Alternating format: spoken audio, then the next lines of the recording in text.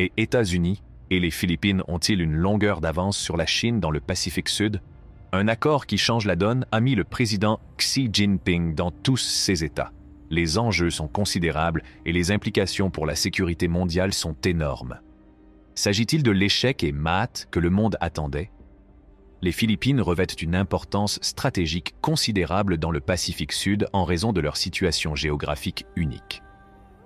Situées au carrefour des principales routes maritimes, elles servent de passerelle entre l'océan Pacifique et l'océan Indien, ce qui en fait une plaque tournante essentielle pour le commerce mondial. La position du pays lui permet d'influencer et de contrôler le mouvement des marchandises et des navires qui empruntent certaines des voies maritimes les plus importantes du monde. Grâce à leur vaste littoral et à leurs nombreux ports naturels, les Philippines ont toujours été une escale essentielle pour le commerce entre l'Asie de l'Est et le reste du monde. Ce port facilite la circulation des marchandises à destination et en provenance des pays d'Asie, d'Amérique, d'Europe et d'Afrique. Cet avantage géographique a donné aux Philippines un poids économique considérable, attirant les intérêts des grandes puissances qui cherchent à sécuriser leurs routes commerciales et à maintenir la stabilité régionale. Compte tenu de son importance stratégique et de son impact potentiel sur le commerce international, tout changement dans l'alignement géopolitique des Philippines peut avoir des répercussions importantes sur les affaires mondiales. L'évolution récente des relations entre les États-Unis et les Philippines, en particulier dans le contexte de la lutte contre l'influence de la Chine, met en évidence le rôle crucial de ces pays dans l'élaboration de l'avenir de la région du Pacifique Sud et au-delà. La croissance économique de la Chine et son statut de puissance manufacturière mondiale ont entraîné une forte dépendance à l'égard des voies maritimes, tant pour les exportations que pour l'importation de ressources essentielles, notamment le pétrole en provenance du Moyen-Orient. En tant que premier exportateur mondial, les industries chinoises dépendent fortement d'un transport maritime efficace pour atteindre les marchés internationaux. Les routes maritimes facilitent le transport des marchandises et des matières premières, ce qui permet à la Chine de conserver un avantage concurrentiel dans la chaîne d'approvisionnement mondiale. L'énorme demande énergétique de la Chine nécessite un apport substantiel de pétrole pour répondre à ses besoins industriels et domestiques. La production nationale de pétrole étant limitée, le Moyen-Orient est une source essentielle pour les importations de pétrole de la Chine. La grande majorité de ces ressources cruciales sont transportées par voie maritime, ce qui fait de la sécurité et de l'ouverture des voies maritimes une priorité absolue pour la stabilité et le développement économique de la Chine. L'importance stratégique de ces voies maritimes a incité la Chine à investir massivement dans la modernisation de sa marine et dans l'expansion de ses capacités maritimes.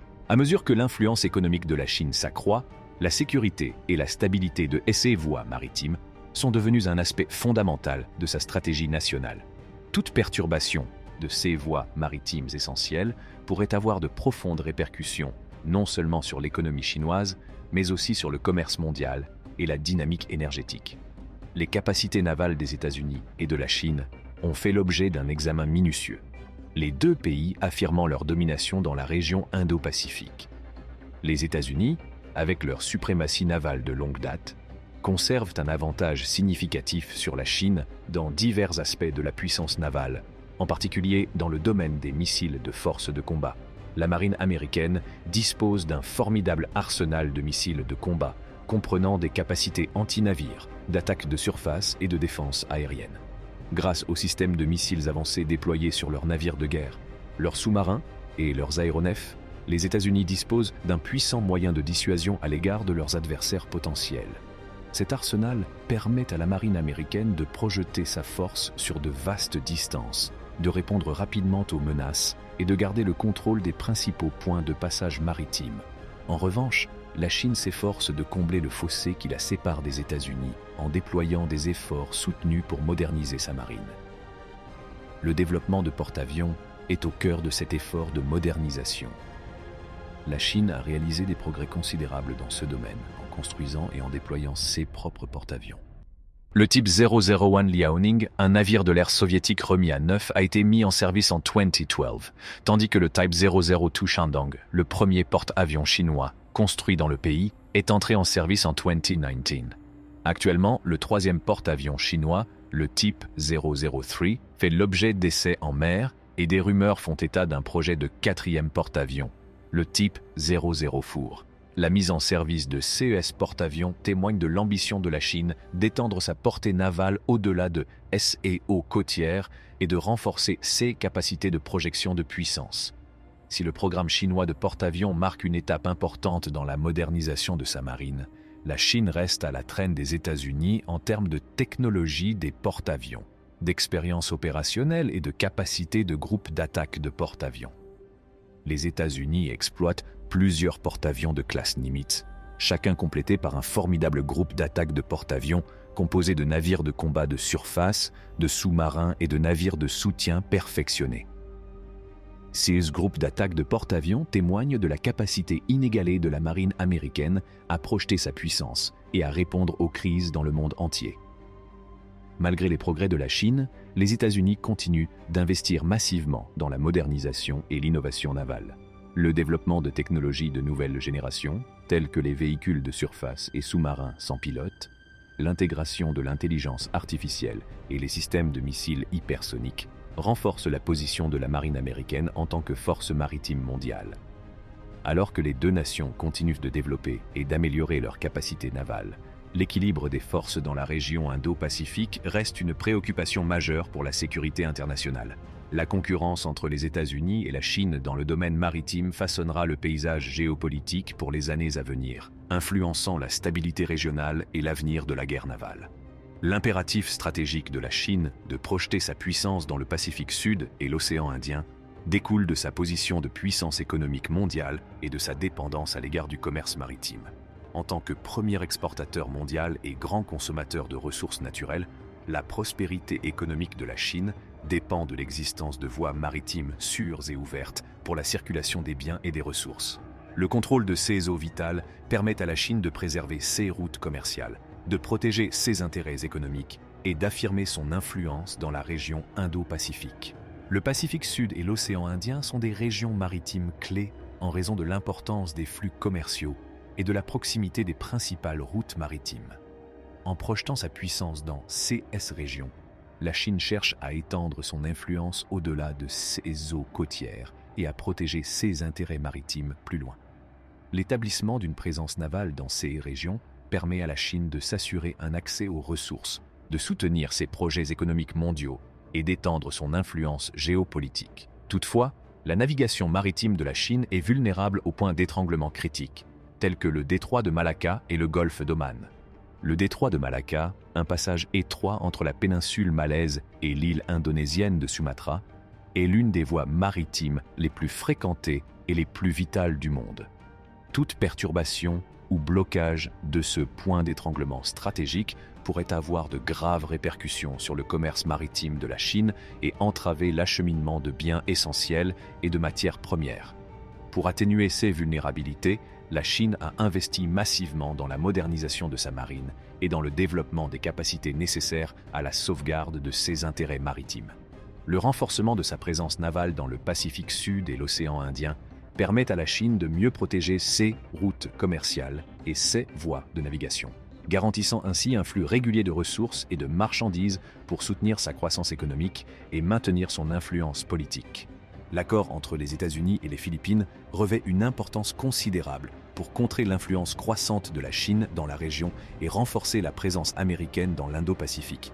Alors que la Chine continue d'affirmer sa domination en mer de Chine méridionale et de développer ses capacités militaires, l'accord constitue une réponse stratégique au maintien de la stabilité régionale et à la protection des intérêts partagés par des alliés partageant les mêmes idées. L'accord, signé dans le cadre de l'accord de coopération renforcée en matière de défense, EDCA, en février 2023, marque la plus grande expansion de l'accès militaire des États-Unis aux Philippines depuis 3 décennies. Il accorde aux États-Unis un accès plus large aux principales installations militaires du pays, permettant l'ouverture de 4 nouveaux aérodromes pour les avions américains. Cette mesure renforce la capacité des États-Unis à projeter leur puissance aérienne et à renforcer leur présence militaire dans le Pacifique Sud, ce qui a un impact direct sur les calculs de la Chine dans la région. Les aérodromes récemment ouverts aux Philippines offrent un avantage significatif aux États-Unis en termes de positionnement stratégique. Situés à quelques encablures des lignes de communication maritime vitales de la Chine, les États-Unis peuvent désormais mettre en œuvre plus efficacement un éventuel blocus des routes commerciales maritimes de la Chine. Cette capacité constitue un puissant moyen de dissuasion contre toute action agressive de la Chine dans le sud de la mer de Chine et dans d'autres zones contestées, car les États-Unis peuvent désormais répondre rapidement aux menaces potentielles. L'île la plus septentrionale des Philippines se trouve à un peu plus de 160 km de Taïwan, ce qui en fait un lieu crucial pour d'éventuelles opérations militaires en cas de crise impliquant Taïwan. Avec le renforcement de la présence américaine aux Philippines, le plan chinois de réunification par la force de Taïwan se heurte à une difficulté accrue, car les États-Unis et leurs alliés disposent désormais d'une plus grande puissance aérienne à proximité de l'île. Pour les Philippines, l'accord constitue une solide garantie de sécurité nationale. En ayant des troupes américaines stationnées aux côtés de leurs propres forces, les Philippines renforcent considérablement leur capacité de défense et dissuadent les menaces potentielles des adversaires de la région. L'accord entre les États-Unis et les Philippines a des répercussions importantes sur le plan chinois de réunification forcée de Taïwan, car il affecte directement les calculs militaires de la Chine dans la région. La proximité des Philippines avec Taïwan ajoute une dimension stratégique cruciale à tout conflit potentiel impliquant Taïwan, ce qui fait de la présence américaine aux Philippines un facteur essentiel pour contrer les ambitions de la Chine. Le désir de la Chine de réunifier Taïwan avec le continent est un objectif de longue date, et elle n'a jamais renoncé à recourir à la force pour atteindre cet objectif. Alors que les tensions entre la Chine et Taïwan continuent de couver, le risque d'une confrontation militaire reste préoccupant. Dans un tel scénario, l'accord entre les États-Unis et les Philippines joue un rôle crucial dans l'équilibre des forces. La situation géographique des Philippines les place à proximité immédiate de Taïwan, ce qui leur confère une importance stratégique dans tout scénario de conflit. L'île la plus septentrionale des Philippines se trouve à un peu plus de 160 km de Taïwan, ce qui permet aux États-Unis et à leurs alliés de réagir rapidement et de déployer leur puissance aérienne pour défendre Taïwan en cas d'agression de la part de la Chine. Cette proximité confère aux États-Unis un avantage significatif en termes de projection de puissance aérienne et permet une réponse plus crédible et plus rapide pour protéger la souveraineté de Taïwan. Avec l'ouverture de 4 nouveaux aérodromes aux Philippines pour les avions américains, les États-Unis ont obtenu un meilleur accès et une plus grande flexibilité pour déployer leurs ressources militaires dans la région. Cette présence militaire accrue sur le sol philippin renforce la capacité des États-Unis à dissuader toute action agressive de la Chine à l'encontre de Taïwan et envoie un signal clair d'engagement en faveur de la sécurité de Taïwan. En cas de conflit à propos de Taïwan, les Philippines pourraient servir de base vitale aux forces américaines pour mener des opérations aériennes en soutien à la défense de Taïwan. Les États-Unis peuvent positionner des avions de chasse, des avions de surveillance et d'autres moyens sur ces aérodromes, réduisant ainsi considérablement le temps et les ressources nécessaires pour répondre aux menaces dans la région. Les difficultés rencontrées par les États-Unis dans le déploiement d'une puissance aérienne à partir de sites éloignés en réponse à un conflit à Taïwan découlent des vastes distances à parcourir et de la logistique complexe requise pour des opérations soutenues. En cas de crise dans le détroit de Taïwan, les États-Unis devraient déployer rapidement leurs moyens aériens pour soutenir leurs alliés et contrer une éventuelle agression chinoise. Toutefois, les longues distances entre les bases militaires américaines et la région de Taïwan posent plusieurs problèmes importants. Tout d'abord, la simple distance peut entraîner des délais de réaction prolongés. Les avions opérant à partir de porte-avions américains ou de bases au Japon ou à Guam devraient parcourir des centaines, voire des milliers de kilomètres pour atteindre le détroit de Taïwan. Ce délai de réaction pourrait donner à la Chine une longueur d'avance dans toute action militaire potentielle, ce qui limiterait la capacité des États-Unis à dissuader ou à contrecarrer immédiatement les avancées chinoises. Deuxièmement, les déploiements à longue distance mettent à rude épreuve les ressources et l'endurance des avions américains. Les avions doivent être ravitaillés plusieurs fois en cours de route, ce qui peut limiter le nombre de sorties qu'ils peuvent effectuer et la durée pendant laquelle ils peuvent rester sur place en cas de conflit. La dépendance à l'égard de bases et de porte-avions éloignés peut rendre la puissance aérienne américaine vulnérable aux contre-mesures potentielles de l'ennemi. La Chine a beaucoup investi dans le développement de missiles balistiques anti-navires sophistiqués et de capacités anti-accès déni de zone A2/AD qui pourraient viser les porte-avions et les bases avancées des États-Unis dans la région. Ces menaces pourraient limiter la capacité des États-Unis à déployer leurs moyens aériens en toute sécurité et à maintenir des opérations soutenues dans la région. Les nouveaux aérodromes des Philippines améliorent considérablement la défense des États-Unis et constituent un puissant moyen de dissuasion contre les ambitions chinoises à l'égard de Taïwan. En donnant aux États-Unis l'accès à 4 aérodromes supplémentaires, l'accord permet une réponse plus souple et plus rapide à toute crise potentielle dans le détroit de Taïwan. Ces aérodromes sont situés à proximité immédiate de Taïwan, ce qui réduit le temps nécessaire aux avions américains pour atteindre la région et améliore leur flexibilité opérationnelle. La proximité des aérodromes des Philippines réduit également la pression exercée sur les aéronefs et améliore la capacité des États-Unis à soutenir les opérations. Avec des distances de volume plus courtes, les avions peuvent passer plus de temps sur place à effectuer des patrouilles, des reconnaissances et des opérations défensives en soutien à Taïwan. Les nouveaux aérodromes offrent aux États-Unis un dispositif opérationnel plus dispersé et plus résistant. Le fait de disposer de plusieurs aérodromes aux Philippines assure la redondance et réduit la vulnérabilité de la puissance aérienne américaine face aux attaques ennemies. En cas de frappe de missiles visant les forces américaines, la répartition des aérodromes fait qu'il est plus difficile pour la Chine de neutraliser tous les moyens américains dans la région. La présence de troupes américaines stationnées aux Philippines présente des avantages significatifs tant pour la sécurité nationale que pour l'économie locale. Du point de vue de la sécurité nationale, le déploiement des forces américaines aux Philippines offre un avantage stratégique pour la sauvegarde de l'intégrité territoriale et de la souveraineté du pays. L'alliance américano-philippine renforce les capacités de défense collective des deux pays, dissuadant les agresseurs potentiels et maintenant la stabilité dans la région. Grâce aux troupes américaines stationnées aux côtés de leurs homologues philippins, les Philippines ont accès à une formation militaire avancée, à l'échange de renseignements et à des technologies de pointe. Cela favorise le développement professionnel des forces armées philippines et améliore leur capacité à répondre à divers défis sécuritaires, notamment les différends territoriaux et les menaces régionales. Sur le plan économique, la présence des troupes américaines a des effets positifs sur l'économie locale. Le personnel militaire américain stationné aux Philippines contribue à l'économie locale en dépensant en dehors. Les Philippines ont contesté les revendications étendues de la Chine dans la mer de Chine méridionale et ont demandé un arbitrage international pour clarifier les frontières maritimes sur la base de la Convention des Nations Unies sur le droit de la mer, CNUDM. La militarisation par la Chine de ces zones contestées a exacerbé les tensions et mis en péril la stabilité régionale. Le déploiement de moyens militaires sur ces îles artificielles, y compris des pistes d'atterrissage et des systèmes de défense, a suscité des inquiétudes quant au risque d'escalade et d'incidents dans cette région maritime déjà sensible. La réaction du ministère chinois des Affaires étrangères à l'accord entre les États-Unis et les Philippines a été marquée par l'expression d'inquiétude quant à l'escalade des tensions régionales.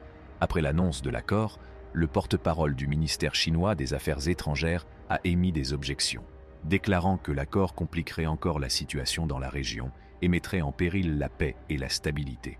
La Chine considère le renforcement de la présence militaire américaine aux Philippines comme un défi pour ses intérêts et un obstacle potentiel à ses actions d'affirmation en mer de Chine méridionale. La Chine a fait valoir ses revendications territoriales dans la mer de Chine méridionale et ses activités expansionnistes, notamment la militarisation des récifs et la construction d'îles artificielles, ont été une source de tension avec les pays voisins, y compris les Philippines. Dans ce contexte, la réaction de la Chine à l'accord entre les États-Unis et les Philippines reflète ces inquiétudes quant à une éventuelle modification de l'équilibre des forces dans la région et au renforcement de l'architecture de sécurité dirigée par les États-Unis dans la région Indo-Pacifique. Malgré les efforts de la Chine pour influencer l'opinion publique philippine, celle-ci a toujours été favorable aux États-Unis plutôt qu'à la Chine. Plusieurs sondages réalisés aux Philippines ont montré que la population philippine avait une opinion très positive des États-Unis. Un sondage réalisé en 2022 a révélé qu'une grande majorité de Philippins avaient une grande confiance ou une assez grande confiance dans les États-Unis, alors que seul un petit pourcentage exprimait un niveau de confiance similaire dans la Chine. Cette perception favorable des États-Unis n'est pas nouvelle et constitue une tendance historique aux Philippines. Malgré les changements politiques et les difficultés rencontrées dans les relations bilatérales, les États-Unis sont considérés depuis de nombreuses années comme un pays étranger privilégié par la majorité des Philippins. Ce sentiment est ancré dans les liens historiques, les affinités culturelles et les valeurs démocratiques partagées entre les deux pays. Le passage des relations américano-philippines de l'incertitude pendant la présidence de Rodrigo Duterte à l'amélioration des liens sous le président Bongbong Marcos marque une transformation significative des relations bilatérales. Pendant la présidence de Rodrigo Duterte, les relations américano-philippines étaient incertaines en raison de son approche d'homme fort et de essais politiques controversés qui ont tendu les liens avec les États-Unis. La violente guerre contre la drogue menée par Rodrigo Duterte et ses critiques virulentes à l'égard des États-Unis ont suscité des tensions et des menaces de rupture du partenariat de sécurité entre les deux nations. La Chine y a vu une occasion d'étendre son influence aux Philippines, et ses diplomates ont immédiatement cherché à renforcer les liens avec le pays et à le détourner des États-Unis. Toutefois, avec l'arrivée au pouvoir du président Bongbong Marcos, les relations américano-philippines ont connu un réalignement positif. M. Marcos a adopté une approche plus pragmatique et conciliante à l'égard des États-Unis, cherchant à réparer le fossé causé par la présidence de M. Duterte. Sa volonté de s'engager avec les États-Unis et de renforcer l'alliance de longue date entre les deux nations a contribué à rétablir la confiance et à renforcer la coopération. L'accord entre les États-Unis et les Philippines, signé dans le cadre de l'accord de coopération renforcée en matière de défense, EDCA, a joué un rôle essentiel dans la consolidation des liens améliorés sous le président Marcos. Il témoigne d'un engagement renouvelé en faveur de l'Alliance et reflète la volonté des Philippines de renforcer leurs capacités de défense et leur coopération en matière de sécurité avec les États-Unis. L'impact de l'accord américano-philippin sur les opérations d'influence de la Chine dans la région a été significatif. La Chine cherche activement à étendre son influence dans la région Indo-Pacifique, y compris aux Philippines, par divers moyens tels que les investissements économiques, les projets d'infrastructure et les échanges culturels. Il est extrêmement urgent de comprendre les implications de l'accord entre les États-Unis et les Philippines dans le contexte plus large de la sécurité mondiale. Cet accord marque un tournant dans la dynamique régionale et peut avoir une incidence sur le délicat équilibre des forces dans la région Indo-Pacifique. Alors que la Chine cherche à étendre son influence et à s'affirmer, les conséquences de l'accord pourraient façonner la trajectoire de la stabilité régionale et de l'ordre international. Il est essentiel d'évaluer comment ce développement affectera les alliances existantes, les accords de sécurité et les perspectives de paix et de coopération dans un paysage géopolitique en évolution rapide. Si vous avez apprécié cette vidéo, n'oubliez pas d'aimer, de partager et de vous abonner. Nous serions ravis de connaître votre avis dans les commentaires ci-dessous. En attendant, merci d'avoir regardé.